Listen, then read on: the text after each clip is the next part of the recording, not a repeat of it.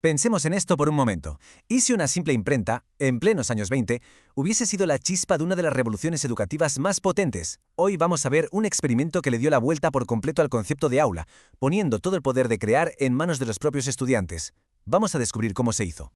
Para entender bien la magnitud de esta idea, tenemos que viajar en el tiempo, a 1927. Para un niño de un pueblo pequeño, un libro no era solo papel y tinta, era casi un objeto mágico. Como decía el propio Celestin Freinet, su creador era anónimo, su origen un completo misterio. Representaba un mundo de conocimiento que venía de fuera, distante, y que hasta imponía un poco. Y es justo aquí donde entra nuestro protagonista, un joven maestro francés, Celestin Freinet, que se hace la pregunta que lo va a cambiar absolutamente todo. ¿Y si los niños dejasen de ser meros consumidores de textos y se convirtieran en los creadores? ¿Qué pasaría si sus propias vidas fuesen la materia prima de su aprendizaje? Para valorar su solución, primero hay que entender bien el problema al que se enfrentaba, una educación que en aquella época estaba dominada por una única autoridad. Freinet, desde lejos, no se andaba con rodeos. Para él, los libros de texto, incluso los que estaban bien hechos, eran tiranos. Así los llamaba.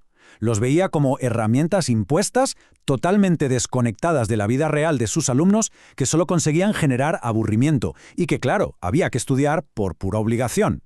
El contraste es que era brutal, ¿no? Por un lado estaba el libro de texto, una cosa externa, impuesta, que aburría.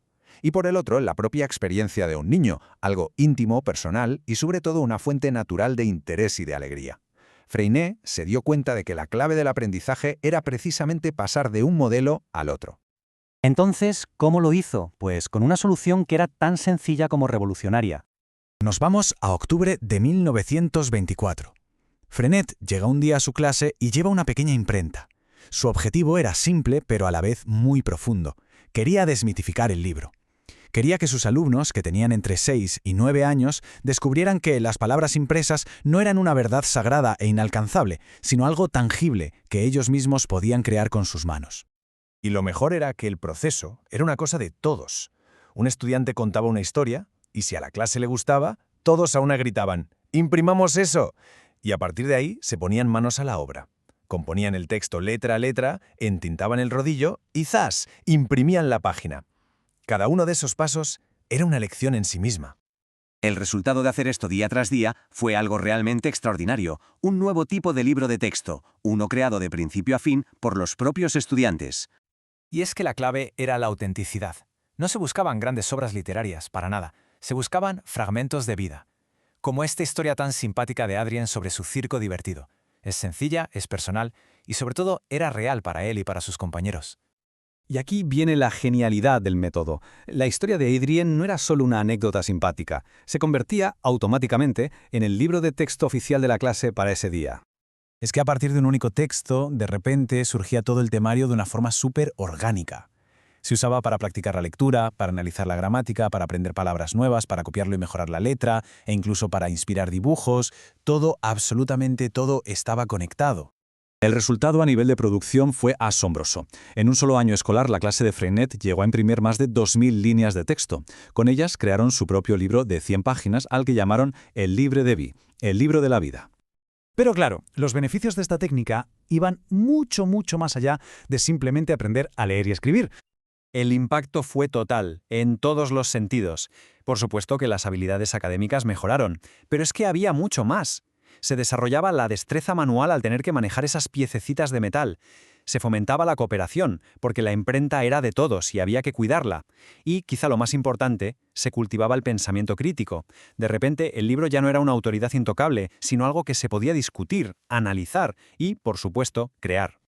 Pero Freinet era un inconformista y no se detuvo ahí. Llevó el experimento un paso más allá, dándole al trabajo de sus alumnos un propósito que iba más allá de las 4 paredes del aula. Se hizo otra pregunta fundamental. ¿Qué pasaría si el trabajo de la escuela tuviera un público de verdad? ¿Y si los textos que escribían no fueran solo para la clase, sino para otros estudiantes en un lugar completamente diferente? Y así es como nació la correspondencia entre escuelas. La emoción era tremenda.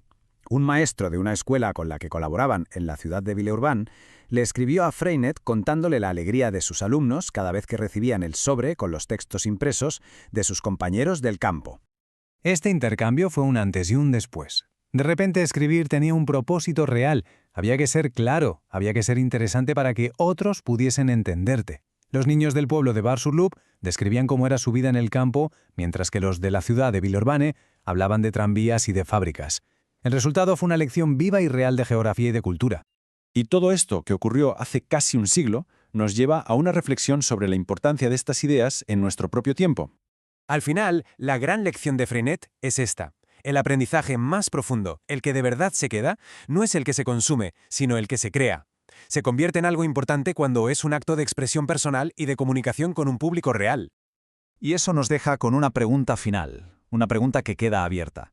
En un mundo lleno de herramientas digitales, de blogs, de podcasts que nos permiten crear y compartir como nunca antes, ¿cómo podemos aplicar la filosofía de Freinet? ¿Cuál es la imprenta del siglo XXI que puede transformar nuestras aulas?